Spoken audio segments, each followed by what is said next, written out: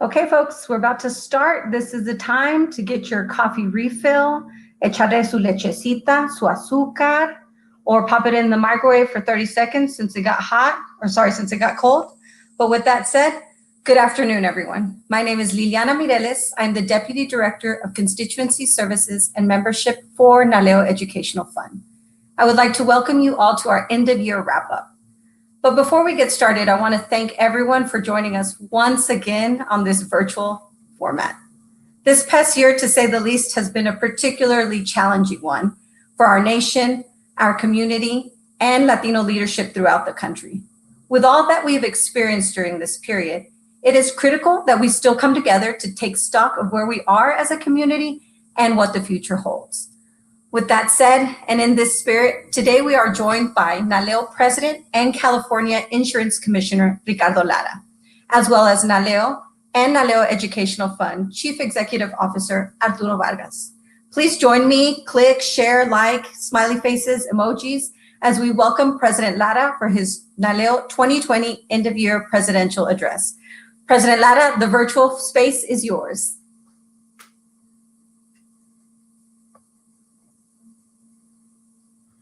Hey, Liliana, thank you so much. Welcome, everyone. I hope everybody's doing well. Thank you, Liliana, again. My name is Ricardo Lara, President of the National Association of Latino Elected and Appointed Officials and California's Insurance Commissioner. I would have much rather have liked to have seen every one of you in person. But as we all know, COVID-19, this pandemic and the seriousness of the moment has changed so much of how we're able to gather, work, and communicate. When people look to Latinos in positions of leadership, they see the story that is ongoing. With every election, Latinos continue to demonstrate our ability to run for office from coast to coast and actually win, and even win in places without Latino majorities. This is because we come from a place of resilience and perseverance that remains strong in our communities to this day. It is why as we speak, we see so many Latinos alongside other communities of color on the front lines, doing the work to keep our economy going amid this public health crisis. These are folks who have done the hard work of feeding our nation, healing our nation, and delivering for our nation. As Latino leaders, we don't just represent these individuals, we represent every single American and the families in which we come from. That is why Latino leadership is so essential in America. And it's not just because Latinos are the second largest population in the country. It is because our story is one of service. That is the leadership of paying it forward. We know that family and communal support are the foundations of our strength. That is why we are called to act for our comunidad, for our community, to give back to those who have helped us get to where we are here today. We think of, when I think of my upbringing and what motivated me to get into public service, I remember my parents' story. My parents' story is not unique. My parents' story is your parents' story. My father risked his life to come to this country from Mexico with the hopes of a better opportunity. Both my mom and dad came without documents, but with the biggest dreams. Under the darkness of night, my father swam across a freezing canal, then traveled 500 miles to Fresno, California, where he got a job picking cotton and tomatoes in a farm. He later met my mother, who worked as a seamstress and a housekeeper. Both of them worked hard to provide and care for my 4 siblings and me. They were also teaching us to be patriots and raised us to love our country. As I came of age, like many of you, I started to learn more about myself, my priorities, and what I wanted to do. Growing up and realizing I was gay elevated these stakes even more. As I struggled to love who I was, my identity, and coming to terms and actually loving who I was an important milestone in my life. And I'm proud to be not only Latino, but a member of our LGBTQ community. Today, I am proud to say that in addition to many equal rights protections that we have fought so hard for, gay Americans are more visible than ever. We are being seen like everyone else, as an entire whole individual, as part of the American story, as a member of our familia, and I'm very proud of that. Additionally, serving as president of NALEO and the country's premier nonpartisan organization for more than 608,000 Latino elected and appointed officials, and it keeps growing, continues to be one of the honors of my life, and particularly because of how, through our hard work, we stay true to who we are as a community. Our family of Latino leadership is critical and crucial now more than ever. And undoubtedly, it has been a historically challenging year, as you all know. With the 2020 election over, it is time we renew our dedication to our community to come together again and recognize our multifaceted diversity and celebrate our progress as we look to the future. We know the future is Latino. We know there's an existing wealth of highly qualified, talented Latinos ready to serve as we head into the new phase of leadership in America. We look forward to rolling up our sleeves and putting our expertise and experience to work for the American people, even at the highest levels of the next cabinet and throughout the administration itself. As dedicated public servants, we stay true to the tenets of Latino leadership and to continue to pay it forward for so many more to come.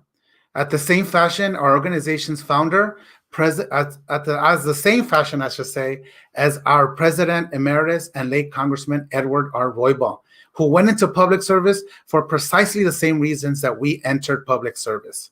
You know, I like to say that my parents are the original Royballers because they've always been supporters of the late Congressman in Los Angeles.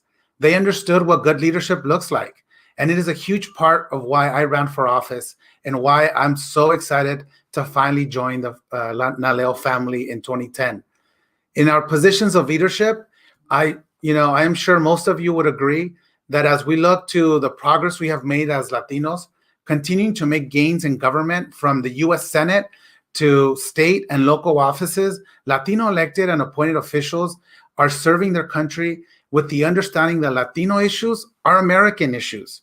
We understand how the COVID-19 pandemic, natural disasters, climate change, discrimination, joblessness, and the fragile economy affect so many of us in this country.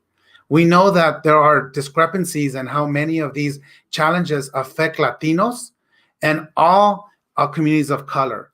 And all of us are working to correct that as we speak. But this work, we see, that Latinos can do better. Everyone, if Latinos do better, everyone does better. When we create additional opportunities, we yield the more favorable outcomes. And when we examine these outcomes, we look back and say that we made society better for everyone. As California Insurance Commissioner, my office works in collaboration with the United Nations Environment Program to address climate change, along with work within our state to confront unprecedented wildfires of many, as you know, extreme heat and sea level rise, all of which have real environmental justice, health, and economic implications for communities that we fight for. My example is that of my own journey as a public servant, but every one of you demonstrated how far we can come as a community. So many, literally so many issues. We are not just at the table, we are leading the conversations, and more importantly, we're setting that agenda. We also know that the COVID-19 pandemic has exacerbated existing inequities that have made combating this crisis more important than ever. It's not just about saving lives, but creating a fair society for everyone after the pandemic. This is why justice and equity in the COVID-19 relief and recovery are critical to ensuring that no one is absolutely left behind. The way we do this is with all of you. And in the same way our families care for us, mentored us, and protected us, it is our turn to be those pillars of strength for our communities now. And a big part of that is maintaining our community civic engagement.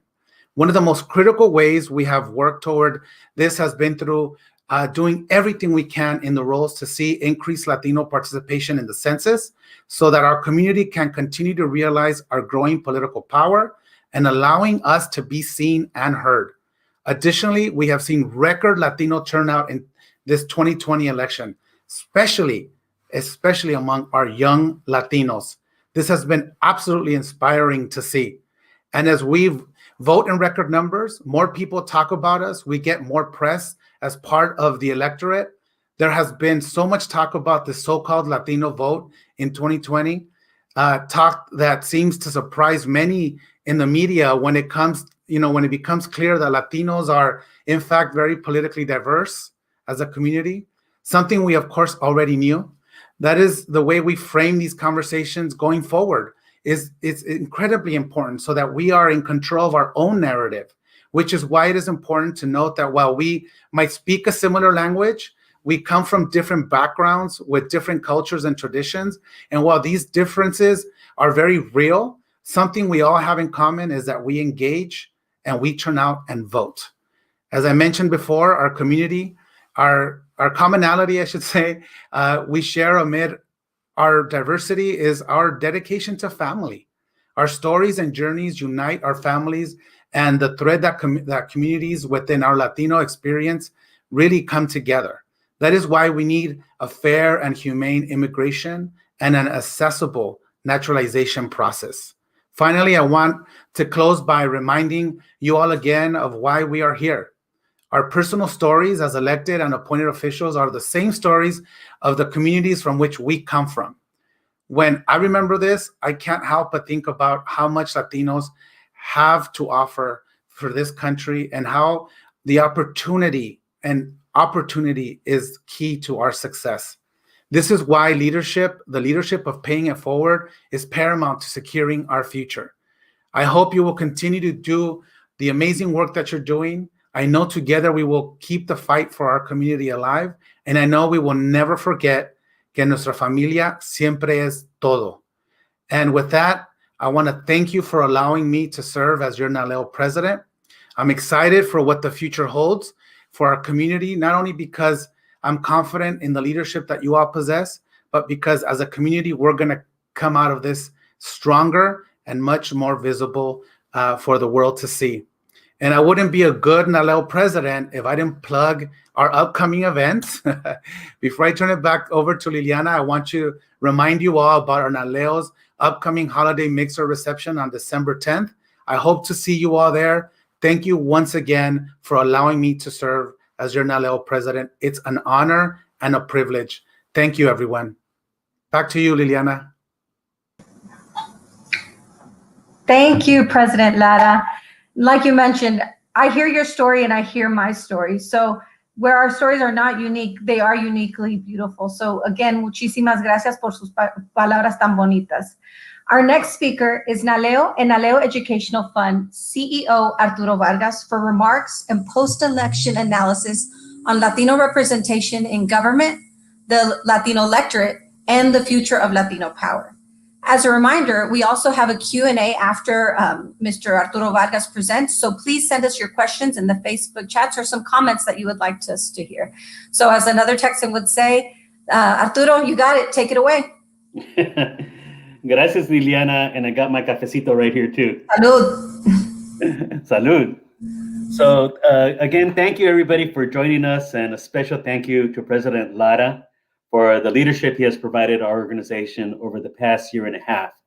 I also want to extend a special thank you to the entire NALEO Board of Directors, our other officers, our first Vice President, Liz Archuleta, our second Vice President, Luby Navarro, our Treasurer, Junior Maldonado, and our Secretary, Tadeo de la Hoya, and also our NALEO Educational Fund Board of Directors, led by our Chair, Mara Calendaria Reardon, our Treasurer, Rick Olivares, and our Secretary, Michelle Mancias. Thank you to all of our board members for your support and leadership, especially at this moment. This has been a very, very difficult year personally and professionally for so many of us.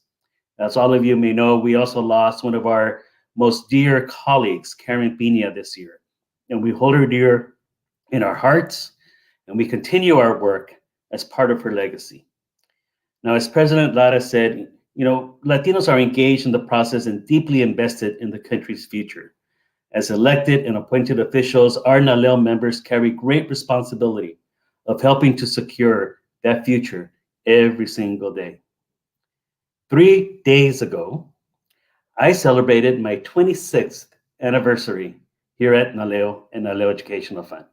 I came in as your executive director, and a few years ago, our board of directors promoted me to chief executive officer.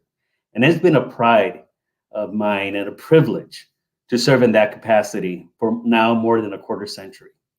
And over the years, I have seen the growth of Latino elected and appointed officials at all levels of government, including in the United States Senate and the US Supreme Court, and on city councils and school boards throughout the country and communities where today people are even surprised that there are Latinas and Latinos in elected and appointed office in virtually every single state. Now, as I look to the future and I see your dedication to such critical work in the public service, I'm excited about the future. So I do know that the best is yet to come for the Latino community and for our country. And we're going to do that working together. So let's talk a little bit about how Latinos did in this past election. And of course, it wouldn't be a NALEO Educational Fund webinar without PowerPoint. So I'm going to ask my colleague, Dan, if he can share our slides with you. And I'm going to talk a little bit about what has happened in this historic election of 2020. Next. So as we all know, we've had an outcome. We'll have a new president. And what is exciting about this election is the record turnout of all Americans, and in particular, the record turnout of Latinos. Now, earlier this year, NALEO Educational Fund had projected that at least 14.6 million Latinos would have voted this November. Based on our analyses of what we have seen in voter turnout across the country, especially in those states where the Latino electorate is most pronounced, I think we will reach as many as 16 million Latino voters in this presidential election. And Latino support had a real impact. Latino support for Joe Biden, for example, was key to his victory in Arizona and Nevada, and even some of the other states where Latinos are not thought of as being a significant segment of the electorate. I'm talking here about Pennsylvania, Michigan, and Wisconsin. It made a difference. Next. Now, let's talk a little bit about the diversity of the Latino vote. First of all, I'd like to point out and remind everybody that in the states of Florida and Texas, the statewide vote was won by Joe Biden. But as many commentators have observed, in South Florida in particular, the Latino vote there gave President Trump significant support, enough for him to win the overall state of Florida. And there's been a considerable conversation about what has happened in Texas. Well, Texas had a historic turnout of Latino voters statewide. And statewide, the support for Joe Biden was particularly strong. In some regions of the state, however, President Trump did make some significant gains, particularly in a handful of counties in South Texas that you see here.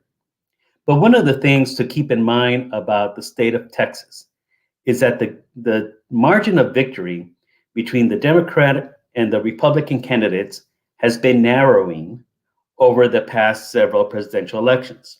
For example, in 2008, McCain won over President Obama by 12 points. In 2012, Mitt Romney beat Obama by 16 points.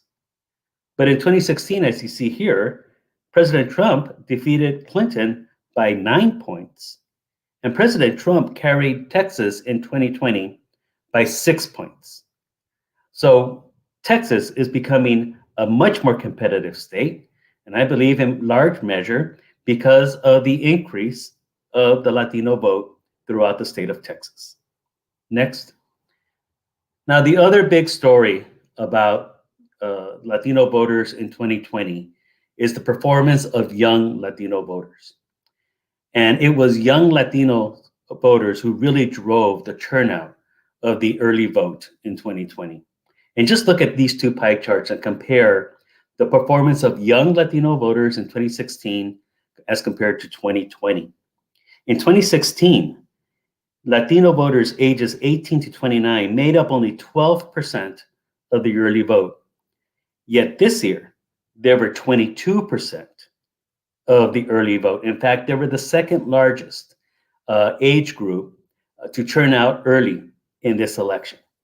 And we're hoping that with these young voters, having many of them voted for the first time, our challenge now is to ensure that they remain in the active electorate and vote in every single election going forward, be they local elections next year, the midterms in 2022, and the next presidential election in 2024.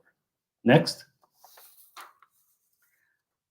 So let's take a look of how the early vote performed this year. Now, we know the vast majority of US voters voted early and voted by mail. They voted from home, as did Latinos.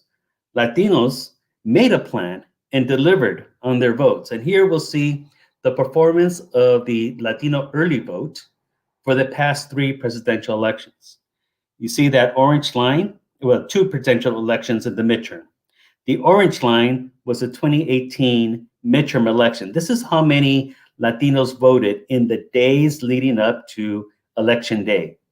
Day 0 is Election Day, and you'll see we have this beginning with 20 days before the election.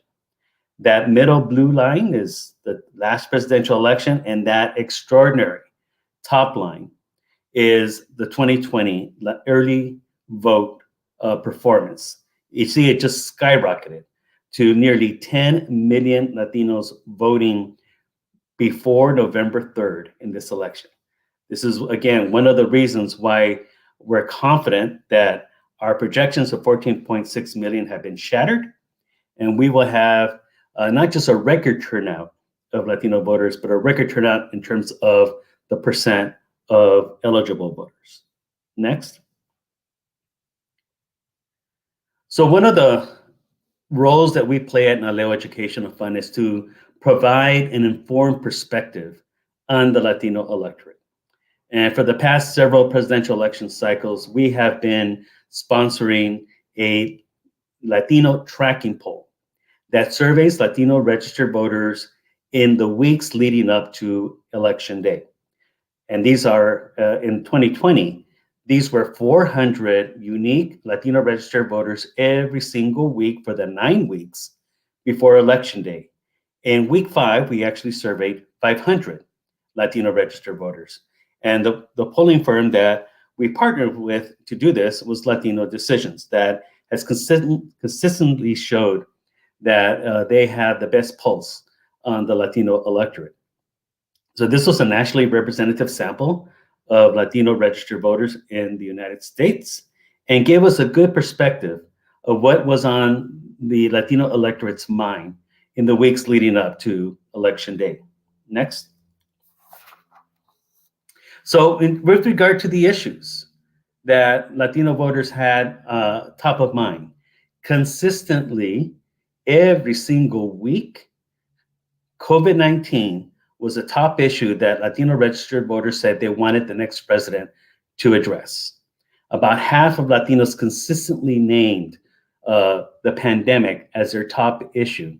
And in fact, in the final days of the campaign, more than half, 55% of Latinos said it was their #1 issue.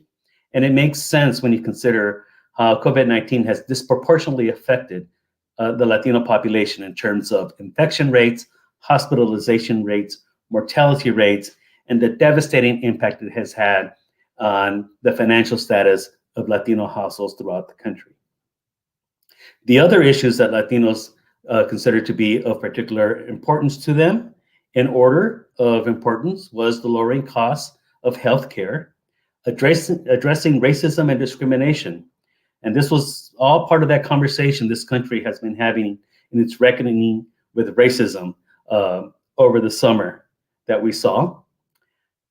After that, the top issue was improving wages and creating jobs. And I guess this this goes back to the impact that the economy's decline has had on Latino families in this this year.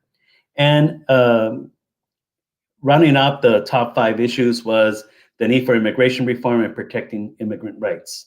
Now, I think it's obvious now, as we've been saying over and over and over again, Latinos are not a single issue constituency. And as we can see by these issues, they very much care about the issues that are affecting everybody in the country. Next. One of the things we wanted to know was, to what extent were the campaigns for political parties and were nonpartisan organizations contacting Latinos and encouraging them to participate? Here we see week 1 compared to week 9 in terms of the number of Latino registered voters who said they had been contacted by somebody. What is extraordinary here is that even by week 9, a third of Latino registered voters said that no one had contacted them. Not a campaign, not a candidate, not even an organization.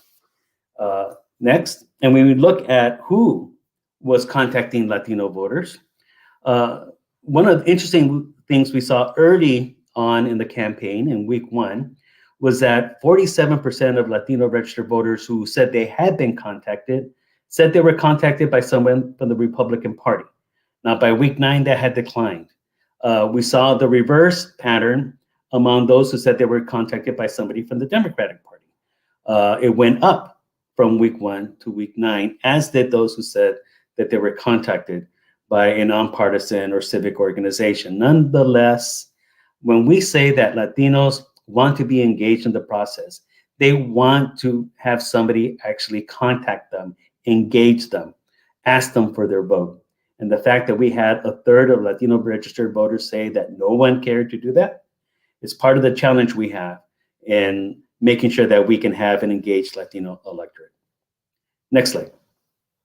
We also measured in this tracking poll Latino candidate support in terms of their views of the 2 presidential candidates. And consistently, Latinos favored Joe Biden over Donald Trump, although the strength of the support was different when we considered states and national origin.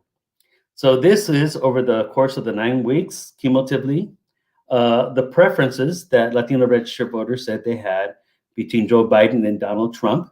You see it was about 3-to-1 between Joe Biden and Donald Trump nationally. And consistently across all the major states, that was the same. The only state here that varied was the state of Florida, where again, we did see strong Latino support for President Trump, particularly in the southern part of the state. Next slide.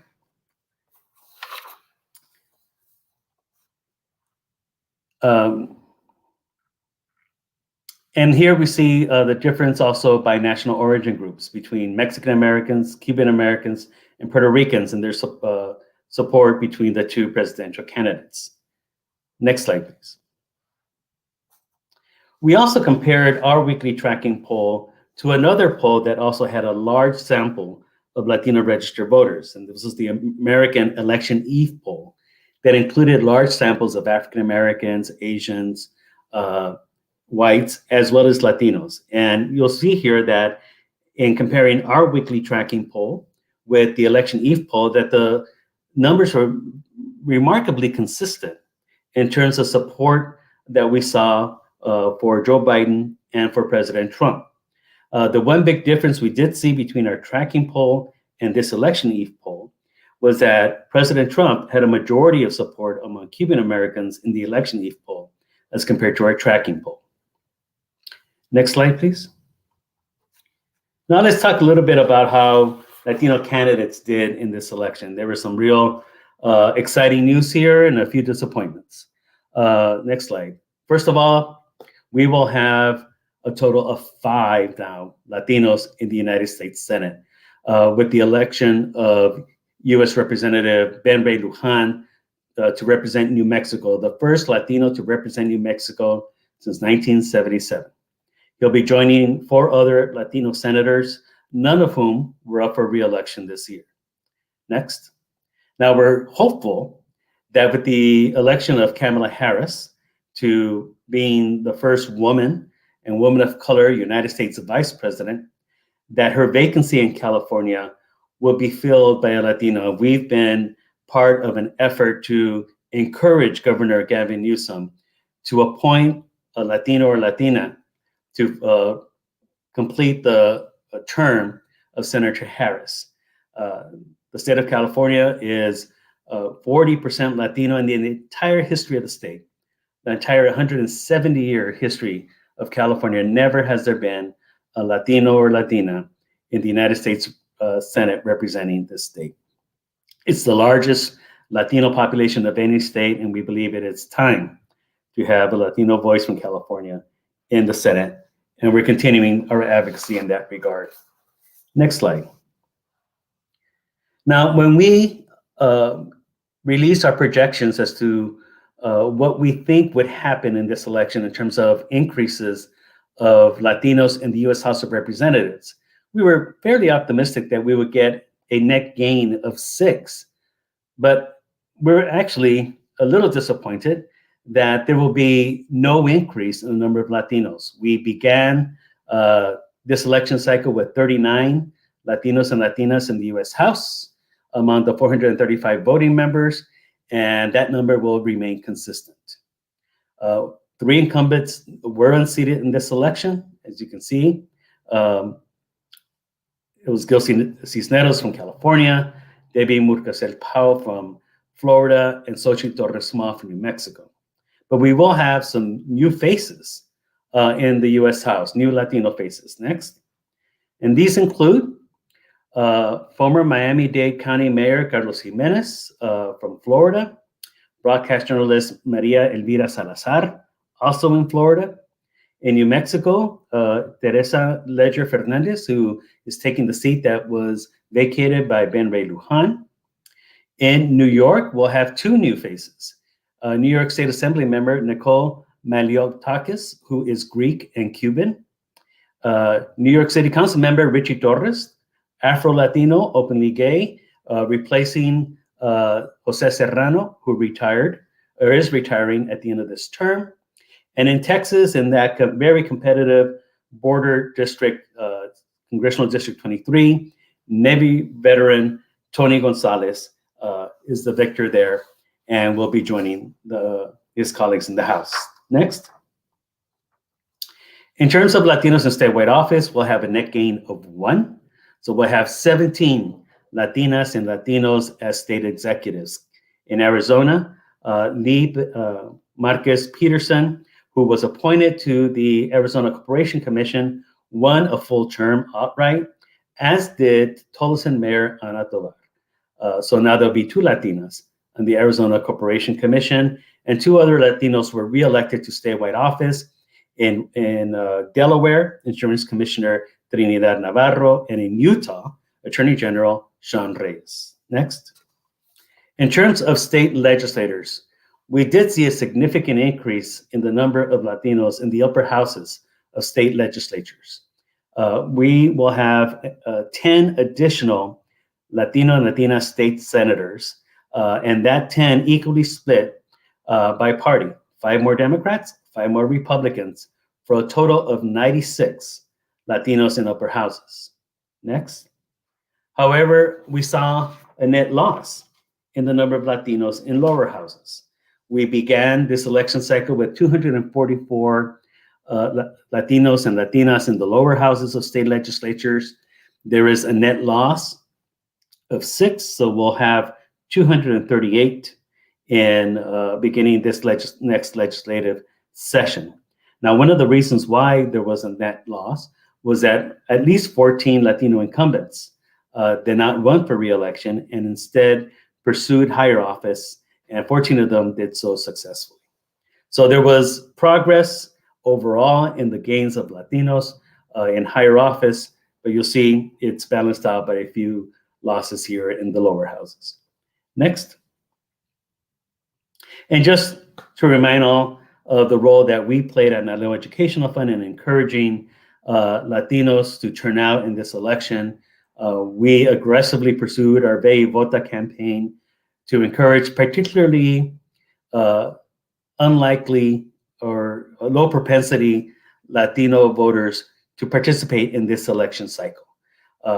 And we also activated our toll-free bilingual hotline, Ve y Vota, which operated almost for 24 hours in the days of November 2nd and November 3rd, so that we could provide Latino voters with the information they needed about how to cast the ballot, locating their polling location, making sure that they were registered, and if any of them had any issues or problems in casting a ballot, that they could contact us.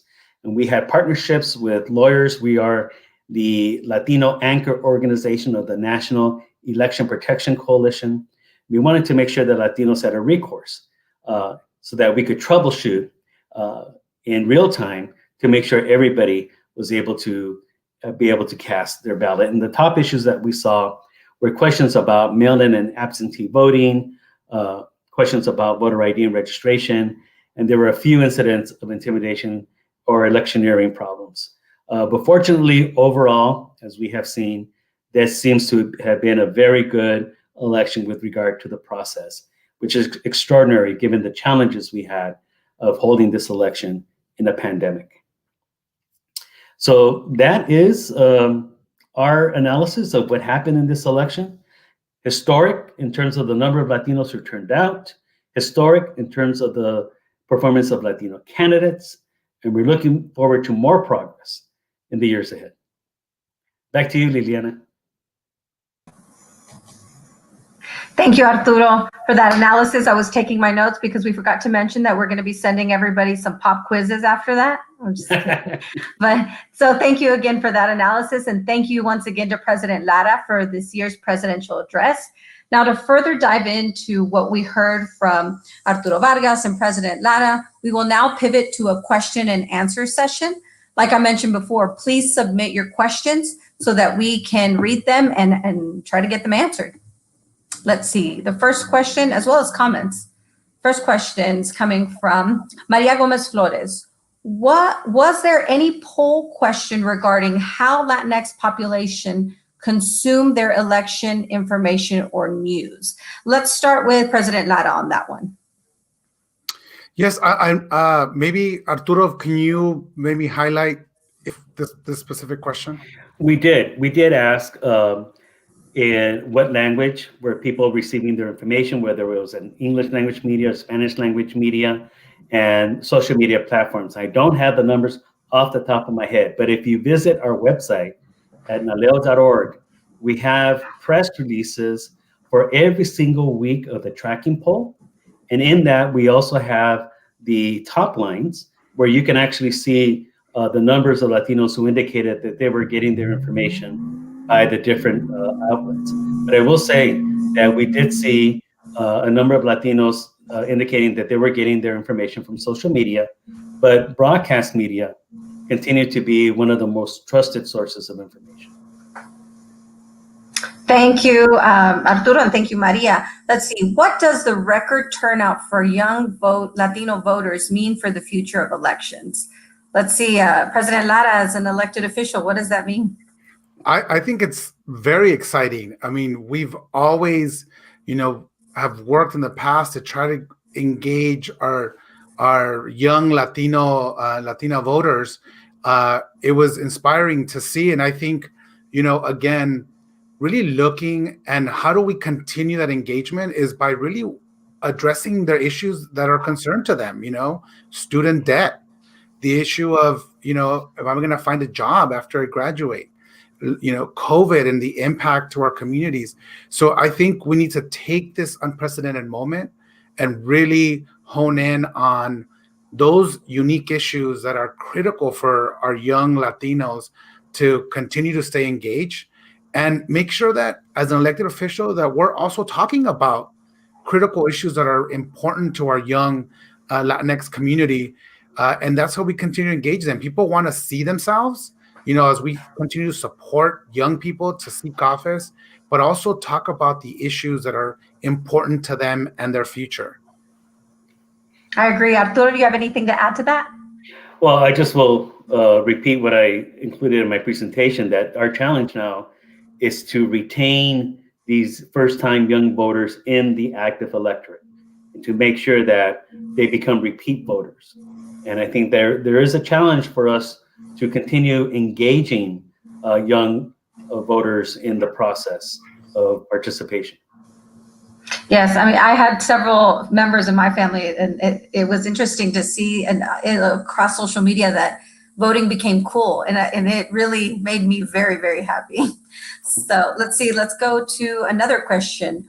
What has the 2020 election taught us about voter engagement work?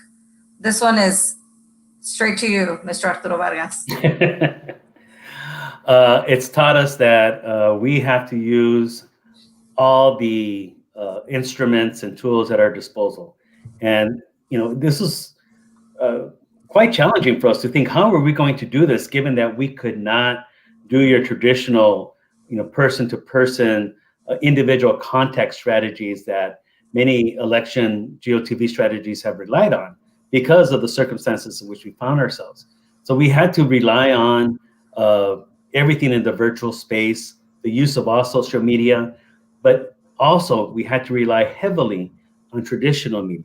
We invested quite a bit in radio to make sure that we were getting information out, especially in those areas where we felt that there was a disconnect between people who were not necessarily online and getting their information through social media, but rather were relying on traditional media. So we did a significant investment in radio advertising this election cycle, as we did for the census as well. And we think that had an impact. Absolutely. No doubt. I think technology is transforming the way we engage with voters. I think also the fact that in a lot of the states, we saw such increase in mailing ballots, here in California, continuing to make it easy to engage the voter by sending them their ballot to their home, not needing a stamp to participate. And so all these are things that we have to continue to work on, is removing those obstacles that prevent our community from voting, but also, capitalizing on technology and how we connect with Latinos through the electoral process and keep them engaged. Yes, because this virtual space is not going away anytime soon. And if anything, we just need to take more advantage of it. So let's see what else we've got here. From Peter White, why do you think Trump did so well in South Texas? Arturo. Well, I should even turn that to you, Lily. I mean, you're there in Texas. I'm in West Texas, different. Well, I think one of the things to keep in mind is the perspective. We're talking about a relatively small number of Latino voters overall in the area. When you consider where the Latino population is concentrated in the state of Texas, it's really concentrated in the large urban areas. We're talking Houston and Dallas and El Paso. In terms of these states that we talked about, there was some significant movement among some of these voters. And I think there's been some observations by some analysts that it had to do with the state of the economy, some issues dealing with the border in the area, some of the messaging that resonated. And I think it also means that, you shouldn't assume that the Latino electorate is out of reach because of your political party.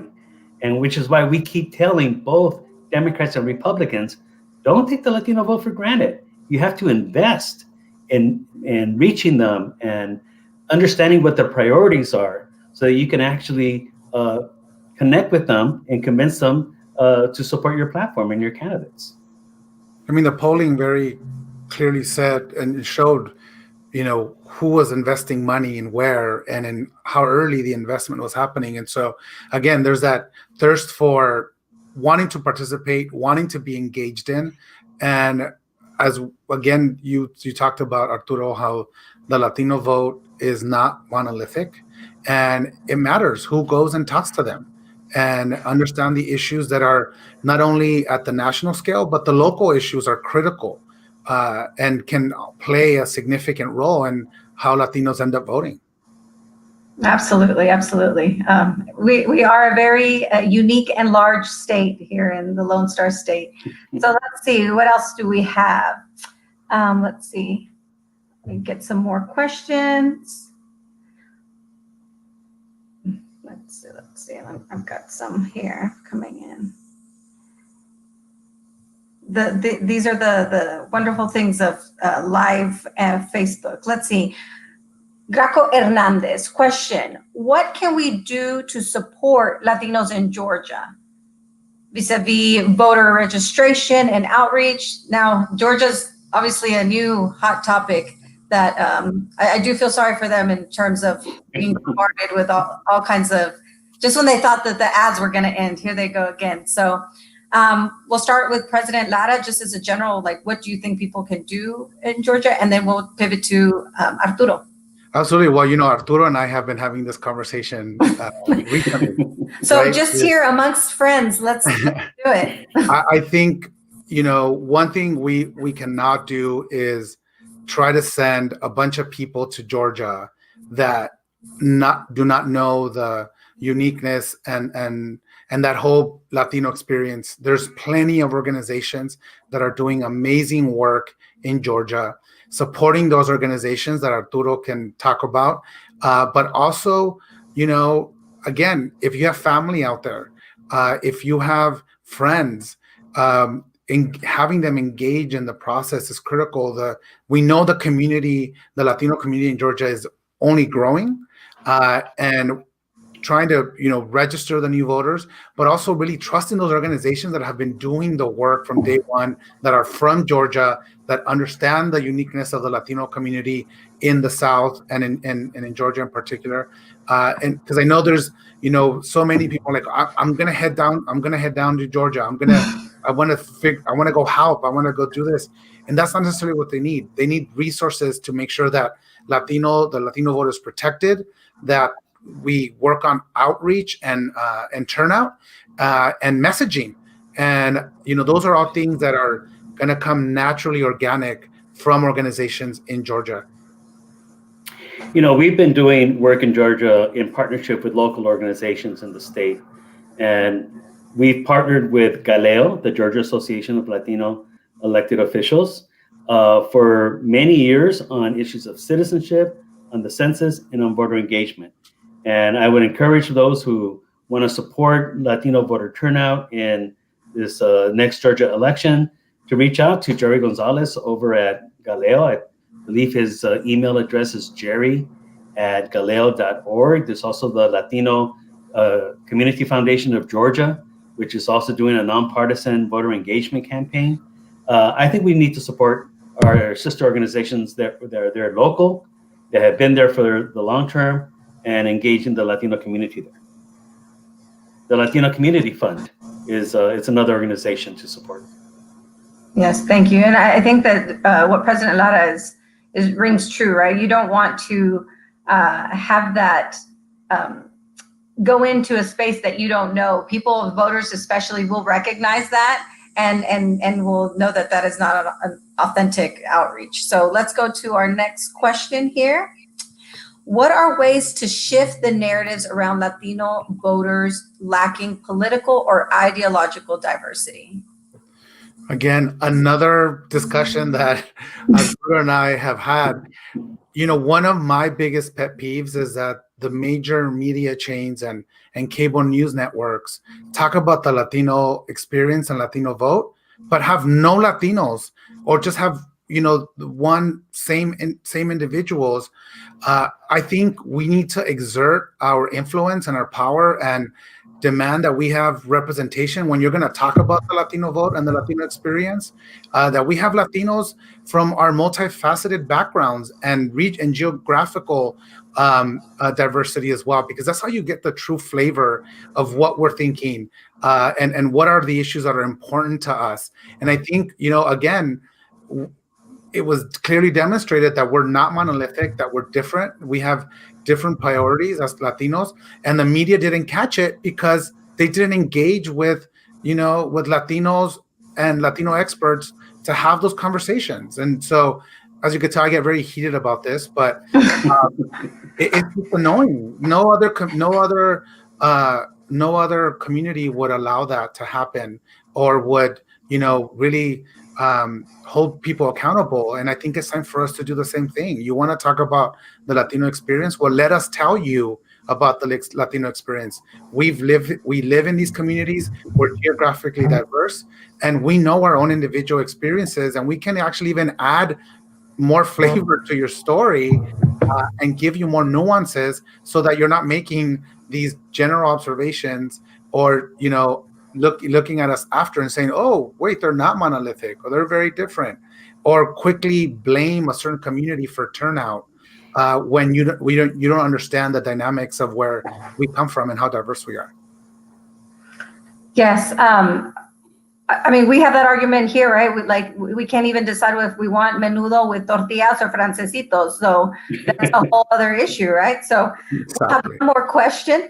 So this is by Evan Bacalao. This cycle highlighted how election law and admin can help and hinder voter access. What changes could counties and states do in the future to help facilitate greater turnout? Arturo? I am going to highlight the tremendous work of our California Secretary of State, Alex Padilla, as he has helped modernize the election here in California and really increase the electorate statewide among everybody through making voter registration more accessible, voter registration online, allowing people to register to vote the day of the election itself, and making sure that we have these new poll centers where you can show up and you don't have to go to the polling location next to or in the neighborhood where you live, but anywhere in your county, and get a ballot on demand and be able to vote anywhere, whether it's close to your employment or wherever you happen to be. And I think these kinds of innovations are what's working. We've seen them in Colorado, we've seen them in Oregon, and I'm hoping that we'll see more of this. And as we learn from this past election cycle about vote from home, vote from mail, actually putting a ballot in every registered voter's hands and giving them the option then to actually vote, actually expands the electorate and strengthens our democracy. I think we need to see more of that. And I think it's critical too, just to dovetail on what Arturo was saying, is for our county, I know, right? Our county supervisors to really be vigilant on how we can increase access to voters. Also, to our state legislators, increasing funding for counties to make sure that we get these mail-in ballots across the country are critical. So one final thought. I'm going to leave you. We'll do that like speed thing. But so I'll start with Arturo, and then we'll end with President Lara. The Latino vote is? Here to stay, and it's going to continue to shape the country. Okay. President Lara, the Latino vote is? It's growing, and it's powerful. Yes, and it's beautiful. So, well, with that, folks, thank you. Our time has come to an end. Again, thank you so much to Arturo, and thank you to President Lara. It has been an honor and a privilege to moderate this session with both of you.